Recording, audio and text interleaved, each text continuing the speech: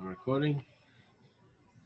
Okay, this morning, Shir, we're going to dedicate to the refuah, the well-being of Mira Bat Hilka, which is Mina Gordon, Arthur Tenowitz's mother-in-law, and she's got coronavirus, and I hope Nadine's mom makes a speedy recovery. We're Amen. going to start the Amen. broadcast now. Amen. Baruch atah, Adonai Eloheinu melech haolam, asher kiddushanu b'mitzvotav v'tzivanu לעסוק בדברי תורה. וערבנה אדוני אלוהינו את דברי תורתך בפינו בפי עמך בית ישראל. ונהיה אנחנו וצאצאינו וצאצאי עמך בית ישראל, כולנו יודע שמך ולמדי תורתך לשמה. ברוך אתה אדוני מלמד תורה לעמו ישראל. Amen. Amen. ברוך אתה אדוני אלוהינו מלך העולם אשר בך הבא מכל עמים ונתן לנו תורתו. ברוך אתה נא נותן התורה. Amen. Amen. All right, guys. Thank you, Kevin, for doing a bit of review. I know you exhausted yesterday. Much appreciated. All right, guys. We're just going to get into the bottom line here and say where we were. All right. We congratulations, guys. We've hit the 19th daf. Wow. So we are playing through it. So what we did is basically we had no tangibility in the 18th daf as far as if it resembled Keren Tam the Tzoros damage. Firstly, in terms of normal Keren, if you pay from the body of the animal, which resembled Keren Tam and half payment damages, which resembled the derivative of Regal, where you pay from choice property. We went through all the different arguments. So when it's mixed with Keren Tam, the laws of Keren apply to Tzoros. But when it's normal tzoros, we have no evidence that it's necessarily from the body of the animal. In terms of normal tzoros, we were asking a secondary question: is do we pay from the body of the animal, or do we also pay from choice property? So that was one, and then the other argument that was discussed in the 18th daf is: does it resemble Keren Tam, which means if there's an act of tzoros, normal tzoros, that occurs more than 3 times, does it become muad to full payment, like Keren Tam, or is it a special law from Moshe of Har Sinai, which stays at half payment damages no matter how many times the incidents occur? And it brought 3 cases in the 18th daf, and nothing here can be proven that it becomes muad if the interaction occurs more than 3 times. Okay? Then, how we started the 19th daf yesterday is Rav Ashi inquired, is there provision of abnormality for tzoros in regard to quarter damages? Or is there no provision of abnormality for tzoros in regard to quarter damages? So what we said basically is, according to the rabbis who rule that one pays only half damages for tzoros, is that payment further cut in half for a total of 25% if the tzoros were abnormal, and thus an instance of Keren Tam. So, for example, an animal kicked its foot, which is an abnormal act, and sent pebbles flying into a utensil, shattering it. So, ordinarily, Keren Tam pays half of what the payment would be for the normal act. And accordingly, in this case, since the normal act of propelling the pebbles through walking makes the owner liable to the half damage of the tzoros as well, we want to know if the abnormality of the act of kicking introduces the Keren Tam aspect and further reduces the payment to quarter damages. Or maybe perhaps Keren Tam can't further reduce the tzoros payment, since we do not find that the Torah sanctions paying less than half damages for Keren Tam. That's according to Rashi. So what are we saying? Tzoros is half, Keren Tam is half. If the two are combined for abnormal tzoros, does it cap at half the payment damages, or does the Keren Tam divide the tzoros even further to make it from half payment damages to quarter? Because is it half of tzoros, or is the tzoros work on the Keren Tam the other way around, where the animal moved the biscuits, where Keren Tam was half for the first 3 offenses, and the tzoros further comes to half that in terms of a quarter? So that's the question that asks. And then it's implied that as follows: the Gemara seeks to resolve the inquiry. Resolve it on the basis of that which Rava inquired. For Rava inquired, is there muad for tsoros or is there no muad for tsoros? This implies that there's no provision of abnormality for tsoros in regard to quarter damages. So what it's saying there is the Gemara is proposing that maybe um, Rava is actually saying that, listen, the whole reason we're asking, does it become muad? In the term here, muad, it's not about forewarned with Keren, it's the term used to imply full damages. Like when we say Sumchus says Soros is muad, it's full damages. So the very fact that, so again, Rava was sure that it's the start of the process for Soros, and therefore, if the animal cracked its foot over a utensil, sent it flying, and it crashed, that is full payment damages muad. But because that's the start of the process and not the end where the vessel breaks. But in a standard case of Choros where pebbles were kicked flying, even Rava would agree that that's half payment damages because there's no catalyst. The point at which it breaks is the point at which the stone hits the utensil. And Sumkos doesn't hold from the law of this rule of half payment damages because he doesn't have a tradition from Moshe of Har Sinai. Muad case here is a case of full payment. So if Rava is not sure whether we pay full damages for tsoros, we're not talking in a case where the pebbles kick it up. We're talking in a case where the animal sticks its foot down and the utensil goes flying and that crashes. In other words, is it the starting point that's the catalyst of the breakage, or is it at the actual point of breakage? If it's at the actual point of breakage, it's tsoros half payment damages. So what Rava is saying, does it ever become a case where tsoros is muad? In other words, paid from choice property. So we're saying the very fact that he asked that it's full payment from choice property, or even from the body of the animal, this implies that he doesn't hold by quarter damages. Because if he held by quarter damages, this is what he'd say: listen, the quarter damages, does it ever become half? He would never say, does it become full damages? Are you with me? That's what the Gemara is trying to prove. That Rava is saying that he doesn't hold by the quarter damages, the abnormality. And the Gemara rejects this proof. It says perhaps Rava means if you were to conclude and say that there's no provision for abnormality of tsoros, we could still inquire whether there's muad for tsoros or not.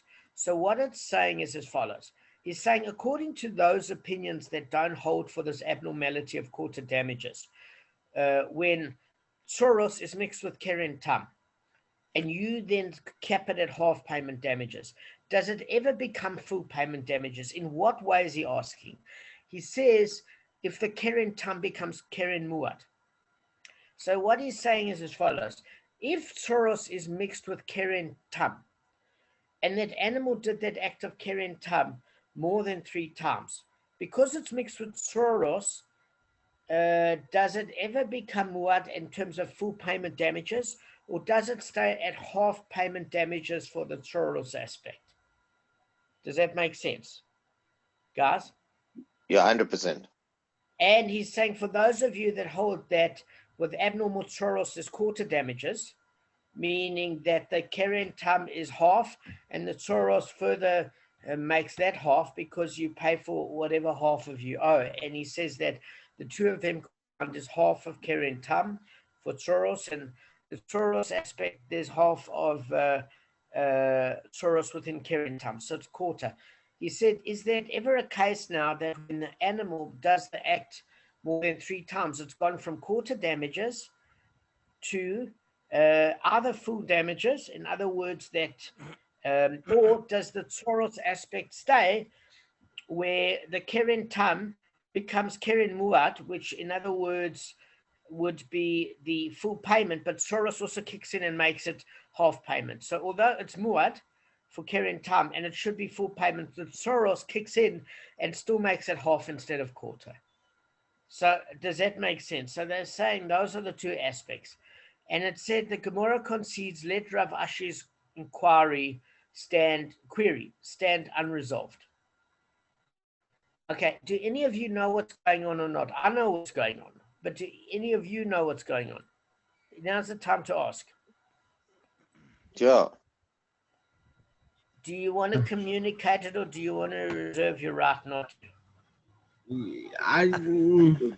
So far I can't pick up if the chicken's guilty or not. Be honest, mate. No, it's basically what you're saying is that if it's Karen mixed with Soros, if it becomes if it goes from Tam to Moad, then isn't Moad, and then does Soros kick in then at that point in time then, and bring it back down to half payment? Yeah, so what I'm saying is let's look at them. I'm just going to finish off with one sentence before we go to the next. Look at them separately. Generally, for Soros, for a case of regular, you'd pay full damages. The special law of Moshe of Har Sinai means that you, instead of paying full damages, you pay half the damage. Okay, that's one aspect. Second aspect with Keren Tam, if for the first three acts, instead of paying muad for Keren, full damages, because your ox is not known as a habitual gora, you pay half payment damages. So you've got leniencies on both aspects. And we're saying, for example, where the dog did unusual act, where it moved the biscuit from point A to B, and through its force it moved it, like through its mouth. That's an act of Keren Tam, because of the unusualness of it, mixed with Soros, because it moved it with its body. Okay? So we want to know there, is the Keren Tam and Soros working together? Art, can you put on mute? I'm hearing Nadine in the background. Okay, so what I was saying is, does it work where there's half damages and those are further half to quarter, or is it stopped at half damages? Okay, that's all I'm saying, is that when the two of them work together, Keren Tam Soros, does it become quarter or does it become half? In other words, does it not drop below half? And Rava is not stating either way. He's saying, for those of you that want to say it's quarter, when the Keren Tam aspects becomes Keren Muad, does it still stay at half the damage for abnormal Soros because of the law of Moshe of Hasina, or does it ever become Muad, where it's liable for full damages? That's one thing.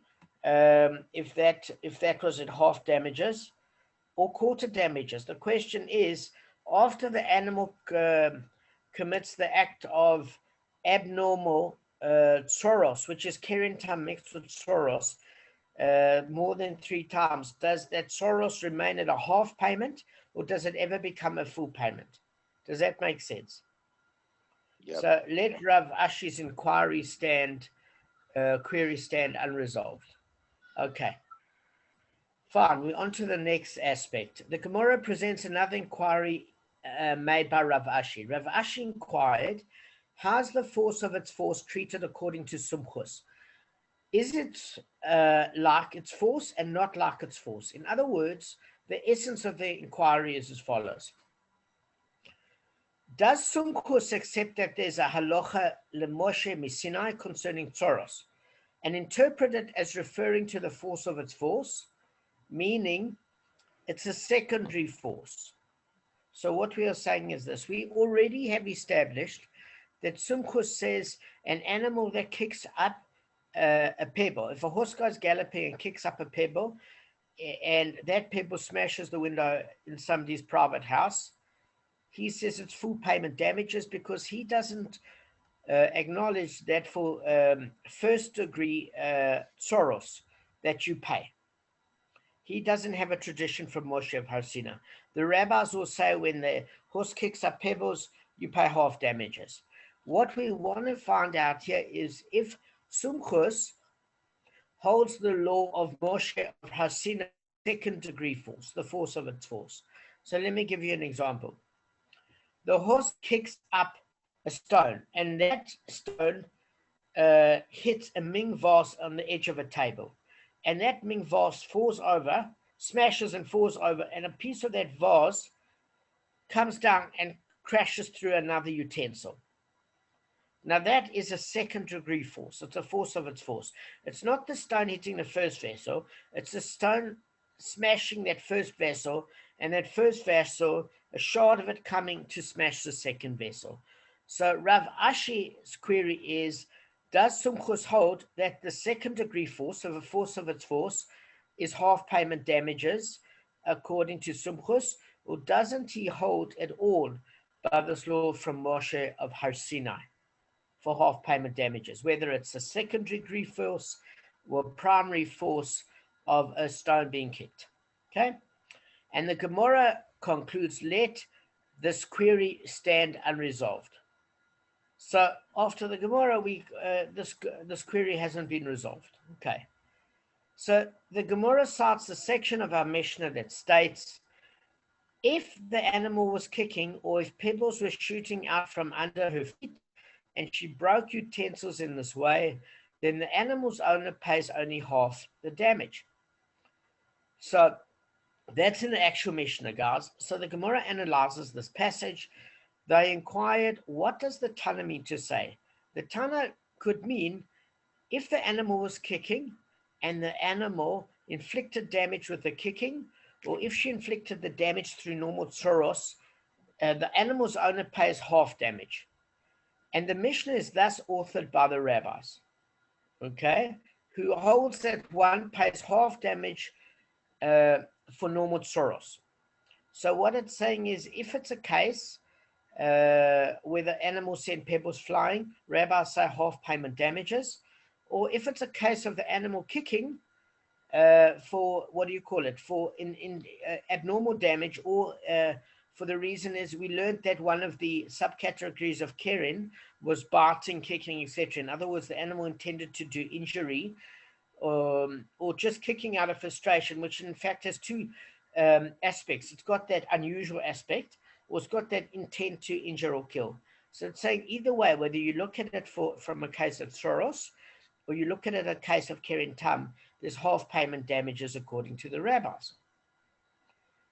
Or perhaps the Tana means, if she was kicking and she inflicted the damage with her kicking or through tsoros that were propelled as a result of the kicking, he pays half damages.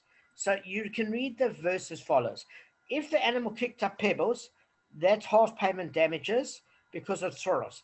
If the animal's kicking did the damage, because it was intent to injure and abnormal damage, you pay half damages because it's keren tam. Okay, that's what we learn in the Mishnah. Implying that it would be the tsoros that was propelled through normal behavior, he would pay full damages. Okay, so what the Mishnah is saying is that this is not a case of tsoros on its own. It seems to be that tsoros is mixed with keren tam, because the animals from frustration kicked, and that kicking wasn't in a case of regel where the animal usually just kicked from galloping. It kicked from annoyance and sent a pebble flying, and therefore it is a case of keren tam mixed with tsoros. And accordingly, whom is the Mishnah authored? It is authored by Sumchus, who holds that one pays full damages for normal tsoros.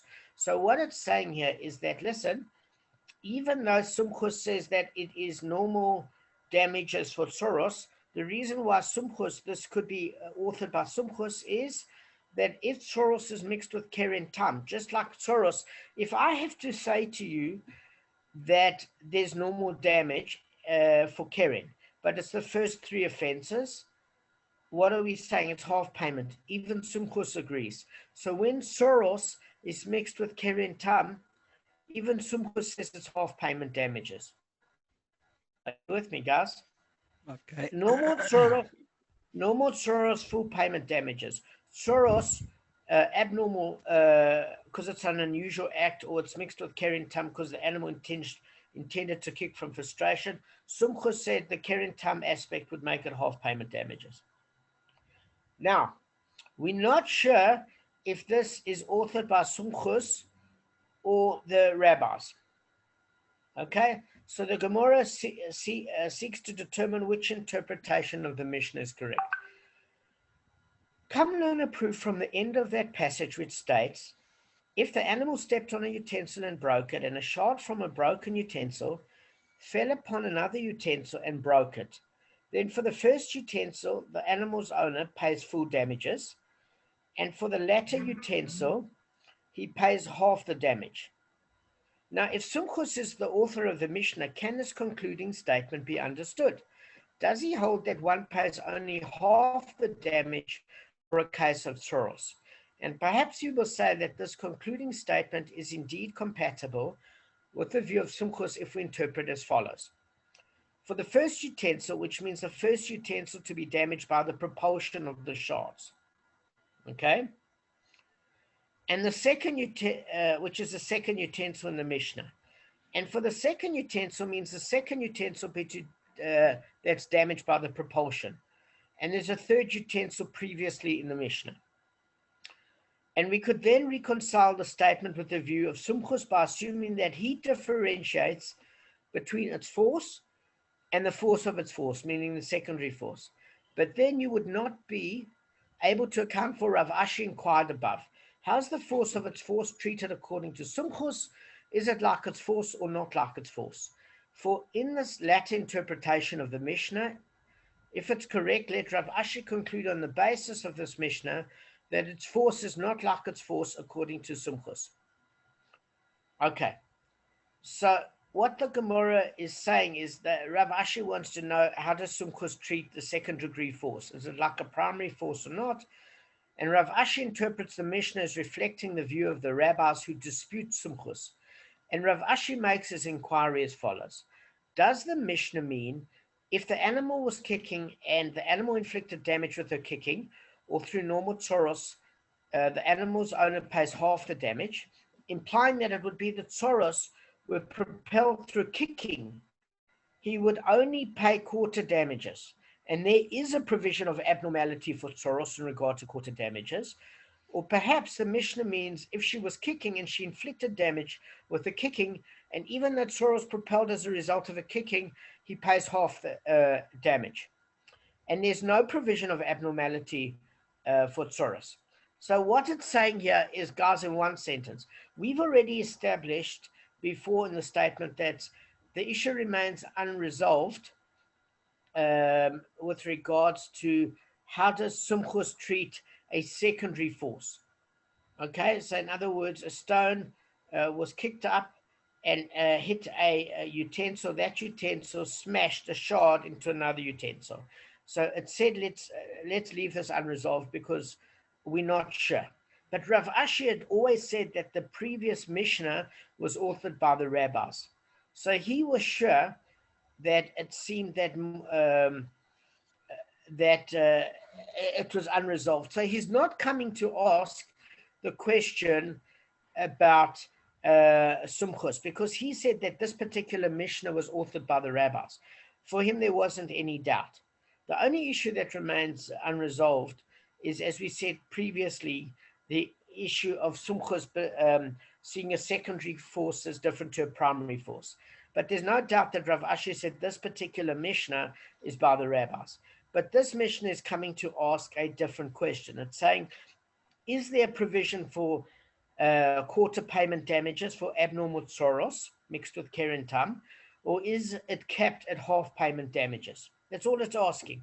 What is Rav Ashi's opinion on this particular issue?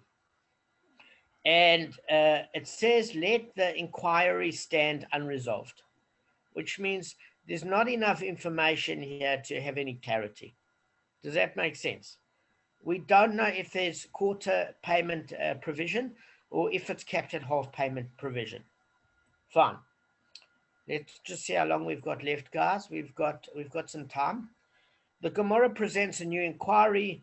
Rav Ava bar Mamal inquired of Rav Ami, or as some reported, he inquired of Rav Chia bar Abba. If the animal was walking in a place where it's impossible for her to walk without propelling pebbles, and she kicked and propelled pebbles and damaged a utensil, what is the law? Do we say that since it's impossible for the animal to walk without propelling pebbles, it's considered as though the tzoros were propelled through normal behavior, even though she in fact kicked the pebbles? Or perhaps do we say that in the final analysis, it's through kicking that she propelled the pebbles? I just want to state what this is about. So basically, if it was normal for the animal, because the animal couldn't walk anywhere else because there are pebbles everywhere, would kick up pebbles. This is not considered abnormal or a destructive act where the animal intended to kick up. It's just because the animal couldn't avoid it, and therefore normal tsoros would be half payment damages. And we're saying that if it is still abnormal for the animal to kick, then there'd be perhaps, according to Rashi, an abnormality for tsoros in regard to quarter damages. So the Rosh says something interesting. He says, Rav Abba's inquiry is related to an animal walking in the public domain, and the question is whether we treat it as one of normal behavior for which the owner pays nothing in the public domain for tsoros, or if the aspect of kicking where the animal would pay half payment damages. So all it's saying in this particular case, Gavin, is it's saying that if the animal couldn't avoid the pebbles, that would be a normal way that the animal moved, and that there would be an exemption in the public domain for that tsoros. It's only if that tsoros activity damaged in a private domain that you'd have to pay the half payment damages. But if it was abnormal for the animal to kick the stones, then you still pay half damages in the public domain. But it's implying that because the stones were scattered around, it's perfectly normal for the animal to kick it because it couldn't avoid it. So the Gemara concludes, let the inquiry stand unresolved. What did Kevin want to ask? I want to ask you this, going back to this quarter damages. Yeah. If it was, so it was Keren Word and Soros, is it a quarter in total? Is it a quarter, 25% from the Keren Word and 25% of the Soros making 50, or is it 25% in total? Okay, good question. Okay, so according to one that says there's quarter and half, the quarter damages would work as follows. Is that you would say that Soros, it could work like this. So you would say that Soros would make say you owed 100 zuz for the damage. In other words, a standard case of regal, you'd owe 100 zuz. But because the animal kicked up the pebbles in the private domain, you'd only owe 50 zuz, because the special law of Moshe Hasina says you only owe half of that. Half. Okay? Yeah. But when we went to the case with the dog that took the biscuit from point A to B, that's keren tam, because it's unusual for a dog to take a parav sort of biscuit that isn't like meat and take it from point A to B and start eating it and dropping it on coal. It's unusual activity. So since that is the case, we say that it's an act of keren tam with tsoros. So then we want to say that tsoros, for an act of tsoros, you'd pay half payment, and the keren tam means that you further only pay half of the tsoros. You're paying half of the tsoros, which means quarter. Does that make sense? In other words, you're paying half. Tsoros, the animal moves it from point A to B.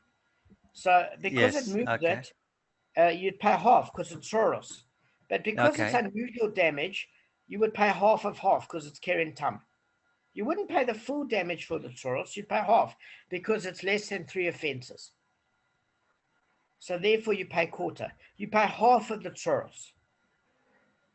Because it's unusual. It's unusual tsoros. It's not the way the animal. It's tsoros, but it's not considered standard tsoros. It's unusual. The standard tsoros is where the animal gallops. Okay. Yeah. Okay, and thank then, you. Okay. Yeah, and then what you would say is the other way around. You could even say the other way around. You could say an animal that does an unusual act from point A to B, right? A dog bites somebody. So that particular act would be, because it's the first time a dog bit somebody, it would be a case of keren tam. Sorry, it's a keren tam, yeah. Sorry, yeah. So instead of first time, paying 100 zuz, you pay 50 zuz, okay? And you would pay maybe, if it's a scrawny little chihuahua that bit the person, you would pay the weight of the chihuahua. So you'd maybe pay 20 zuz.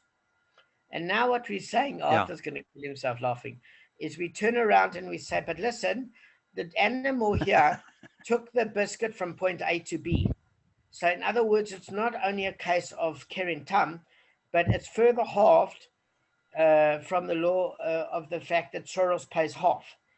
So whatever the Keren Tam is, if the Soros worked on the Keren Tam, that would further make it from a 50% owing from the body of the animal to quarter damages.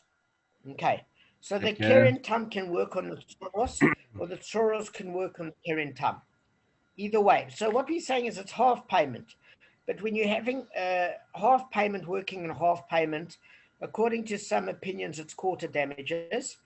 And according to other opinions, Kevin, it's not quarter damages, but it's half payment damages. So some of the opinions say, listen, it's not going to go below a half.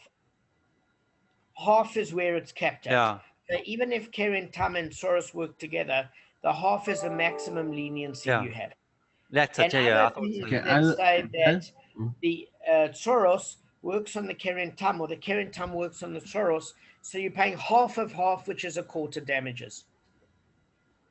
No, Dad,